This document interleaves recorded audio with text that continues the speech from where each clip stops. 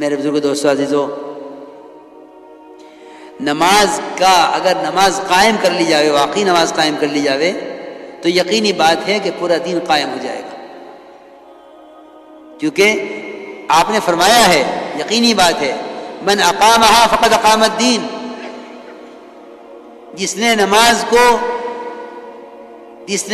کو اس طرح پڑھ لیا جس طرح نماز پڑھنے کا حکم ہے، من اقامہا، جس نے نماز کو اس طرح پڑھ لیا جس طرح پڑھنے کا حکم ہے، اس نے اپنے پورے دین کو قائم کر لیا ہے، کیونکہ پورے دین کا سدھار اور پورے دین کا قیام وہ نماز پر موقوف ہے۔ میرے دوستو عزیزو، یہاں تو کوئی الزام دیے ہوئے ہے ماحول کو، کوئی الزام دیے ہوئے ہے شیطان کو، حالانکہ میں بہت ضروری بات عرض کر رہا ہوں، سب سے پہلا الزام بے دینی کا، سب سے پہلا سبب وہ تو میری اپنی نماز ہے، وہ تو میری اپنی نماز ہے، تو یہ بات دیکھنے کی ضرورت ہی نہیں ہے۔ حکام بدلیں گے تو حالات بدل جائیں گے،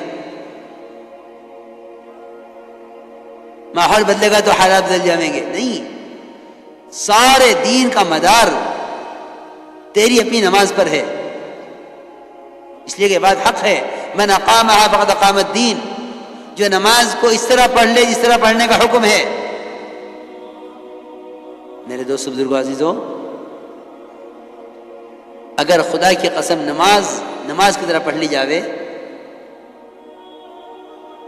تو دین کے کسی شعبے کا کوئی حکم ٹوٹ نہیں سکتا، یہ یقینی بات ہے۔ میں بات کر رہا ہوں نماز پڑھنے والوں کی، نماز چھوڑنے والوں کا تو کوئی ذکر ہی نہیں ہے، کیونکہ نماز کا چھوڑنا تو یقیناً کفر ہے، بعض کے نزدیک واجب القتل ہے اور بعض کے نزدیک واجب القید ہے کہ اس کو قید کر دیا جائے ہمیشہ کے لیے۔ امام صاحب کا مطلب تو قید کرنے کا ہے، اس لیے مسلمان سے نماز کے چھوڑنے کا تو تصور ہی نہیں کیا جا سکتا، جس طرح ایک مسلمان سے کفر کا اور ارتداد کا تصور مشکل ہے، محال ہے، اس طرح ایک مسلمان سے نماز کا چھوڑنا، اس کا تصور مشکل ہے، محال ہے، ممکن نہیں ہے، کیونکہ یہ ممکن ہے اور ہوا ہے کہ غیروں نے نماز پڑھ لی ہے۔ میں نے ابھی عرض کیا تھا واسع بن اسقا کا واقعہ کہ نماز پہلے پڑھی انہوں نے، اسلام بعد میں قبول کیا۔ یہ تو ممکن ہے کہ ایک کافر نماز پڑھ لے، مگر یہ ممکن نہیں ہے کہ ایک مسلمان نماز چھوڑ دے۔ یہ تو ممکن ہے کہ کافر نماز پڑھ لے، یہ ممکن نہیں ہے کہ ایک مسلمان نماز چھوڑ دے۔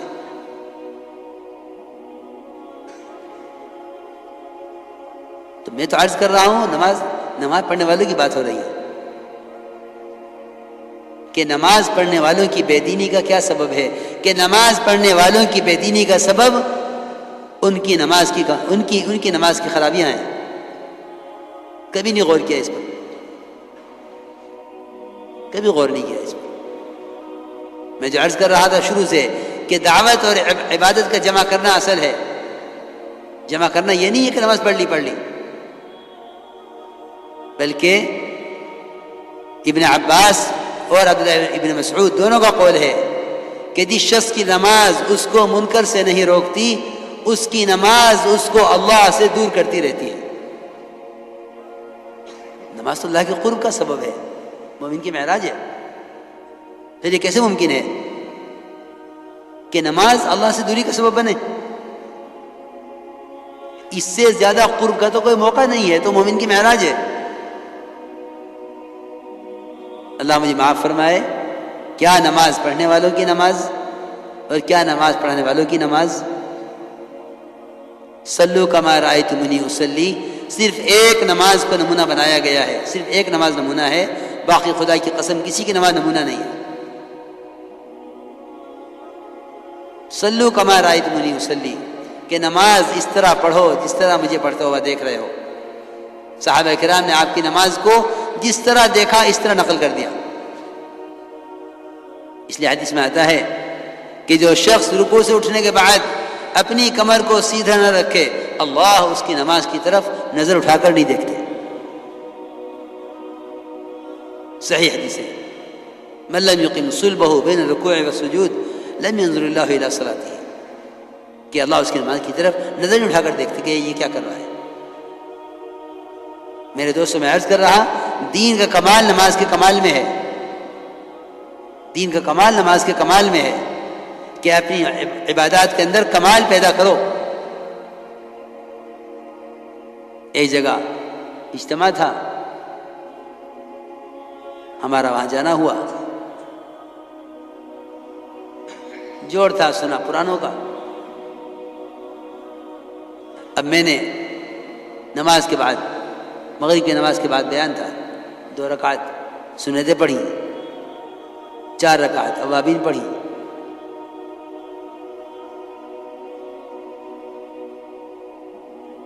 ایک صاحب کہنے لگے کہ مجمع جڑ گیا، دیر ہو رہی.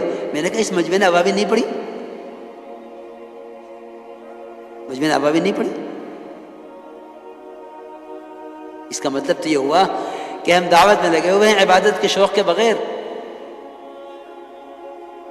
یاد رکھنا یہ بات کہ اگر اس کام سے عبادت کی لذت محسوس نہیں ہوتی تو استدراج کا خطرہ ہے. اگر دعوت سے عبادت کی لذت حاصل نہیں ہوتی اور عبادت کا شوق نہیں پیدا ہوتا تو استدراج کا خطرہ ہے. کیونکہ دعوت سے جن عبادات میں کمال پیدا کرنا تھا، یہ دعوت کے لیے ان عبادات کے ساتھ کھیل رہا ہے. جلدی جلدی نماز پڑھو، مشورہ کرنا ہے، جلدی جلدی نماز پڑھ لو، پھر بیان کرنا ہے. اس کی نماز اس کو میں دے کے ماری جاوے گی میلے کپڑے کی شکل میں. اس لیے کہ عبادت کا استخفاف کفر ہے. کفر،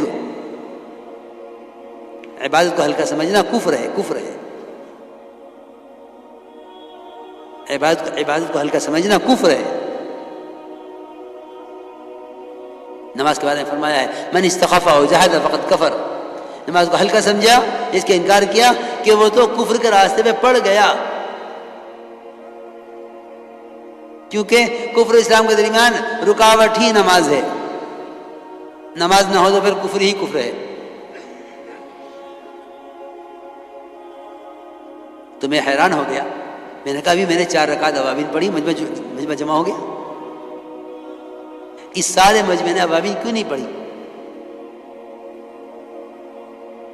کیونکہ صحیح حدیث ہے کہ جو شخص مغرب کی نماز کے بعد 6 رکعت اوابین کی پڑھ لے، بعض نے 2 سنتوں کو شامل کیا ہے، بعض نے نہیں کیا ہے، 4 پڑھ لے یا 6 پڑھ لے،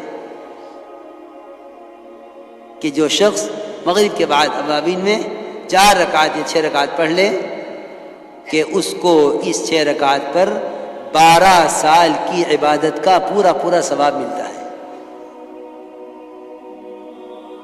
کتنے سال کی عبادت؟ 12 سال کی عبادت. 12 سال کی عبادت کا ثواب مغرب کے بعد کی 4 رکعت اوابین. خوب تھک کے سو گئے، تہجد چھوٹ گئی. دیکھو یاد رکھنا،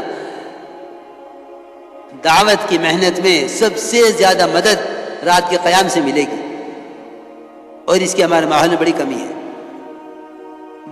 بہت کمی ہے